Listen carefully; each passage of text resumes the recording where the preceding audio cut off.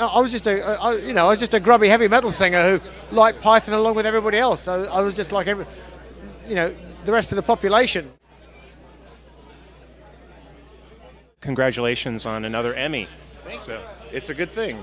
It's a good thing. They seem to like it. We're glad about that. Well, and so you're actually here in New York for this event with the Pythons. Can you name a favorite sketch from this series? I have so very many.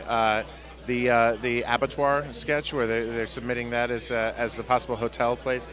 Of course, Spam, Lumberjack song. The classics. I'm a classics guy. How about of the films? What's a favorite? Meaning of Life is definitely 100%. I love the others, obviously. I mean, Holy Grail, Life of Brian are amazing, but Meaning of Life is the one that really hooked me, and I kind of loved how it was all short form stuff, sketches kind of made into a storyline. I love that one. Is there a favorite segment in that you like most? I like the John Cleese teaching his students how to have sex. That's a nice one. Oh, it completely blew my mind. I was babysitting, I remember. The first time I watched it, I was just like, holy shit, this is awesome. We're enjoying you very much this season, so can you give us some hints about what's going to happen over the next few weeks? I can only say that as shocking as this season's been so far, you ain't seen nothing yet. The next 4 episodes pack a huge punch. Sal, I know, right? Still, there's more to come. You say that you don't watch a lot of television. This is true? I don't watch any television. A lot is an exaggeration. Yes, no, I don't watch any, actually. I don't know why. It just doesn't. It's never fitted into my lifestyle. I've never watched television. It's never resonated with me, I guess. I remember my folks when in the days in the 1950s when there was 2 hours of television a night. My folks would put it on, and I'd go upstairs and sit in my bedroom and write poetry or something like that. I've never really liked it. But, and yet you help create a program that has staying power for 40 years. Yes, I know. It's a bit of a mistake that I think. We did it by default. Yes.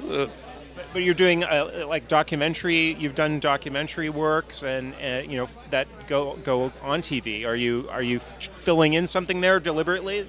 Well, it's just that I tell you what, I never meant to do documentaries either, but people kept on coming up with interesting subjects. Like the first one I did was the Crusades, and originally I was saying, well, I'm not interested in the Crusades, and then Alan Herrera, who was suggesting it to me, said, well, we're doing it from the Arab point of view, and I thought, well, that's quite interesting.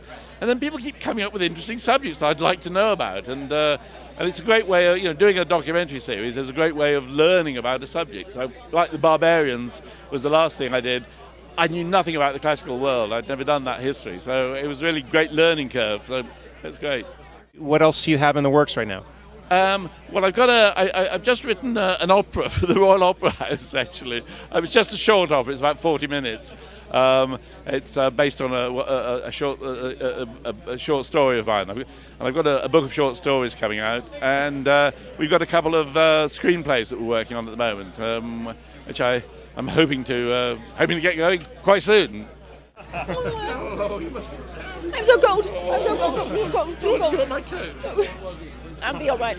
And I would never imagine 40 years ago. I'm sure the guys that said the same thing would never imagine 40 years on we'd be here doing this. How did you hold your own there with these guys, with those 6? Well, I think we asked the guys, but I think I held my own pretty well, And hey, and I'm looking at the guys. I haven't seen some of them. I haven't seen John for several years, and I've seen Terry and Michael, but I don't see the others. And I'm looking at them all and thinking, well, how are they holding up? And I'm thinking, they're looking okay. I think I'm holding up best, but... What was maybe one of the most difficult sketches you had to work on with these guys? The most difficult sketch? Most difficult sketch? God, I've never been asked that before. Most difficult sketch? Difficult. I'm thinking one that I did with Terry Jones, where we had to be yanked up into the air, wearing harnesses around us as a bride and groom, just looking fondly into each other's eyes, and suddenly we zoom out nowhere, we're hanging around, I can remember it's particularly difficult for Terry, who was big smile on his face up there saying, I'm in pain, this is killing me. But so that was a bit uncomfortable, but none of them were difficult. All great fun.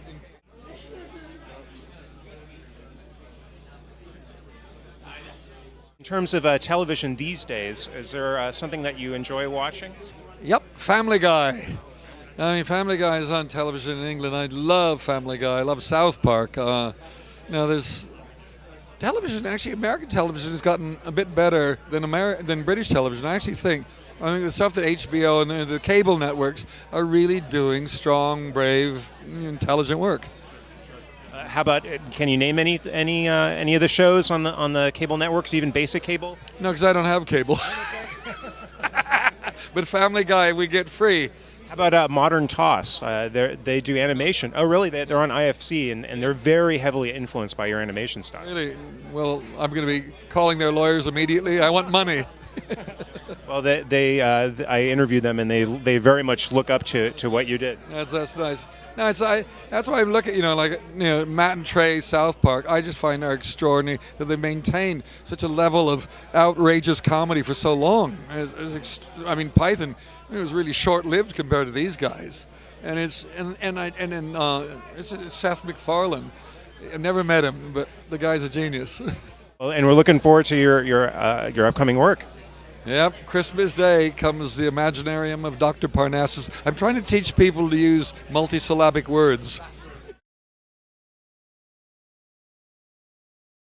The diaries out and say, this is what happened to me that day. I show them to the other party and they say, I don't remember that. I remember this. In fact, we had the idea once that maybe we should do an annotated version of the diaries, which would be everybody would scribble in what they remembered. Mike got this completely wrong.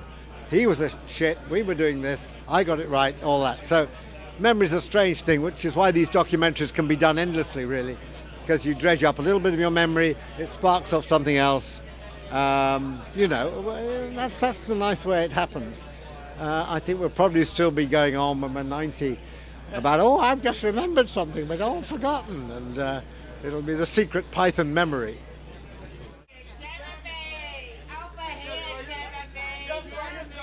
Hi, Tom. So you're heading back to LA tomorrow? Yes, and I go on tour.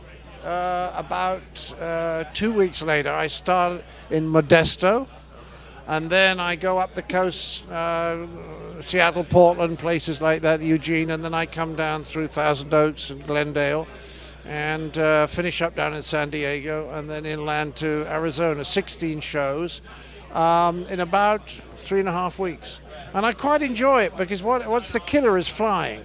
And I've just been in Norway, 6 flights in 7 days, 7 shows in 9 days. Absolute killer. But if you can get in a comfy bus when you finish the show, it's pretty easy. And I like now performing on my own because my way of performing is very different. I used to be there and just look at the black. And now I have the lights on in the audience because I like the sense of being in contact with the audience. This is something that I used not to do, and I now find that works better for me. But I do about an hour in the first half and 45 minutes in the second, and then I do Q&A. And what really pisses me off is that everyone likes the Q&A best of all. I write this funny material, I polish it, I perform it, I rehearse it, and then I come out and there's this shambolic Q&A. Everyone said, that's the best bit. The question here is, what was the date of the death of Cardinal Richelieu?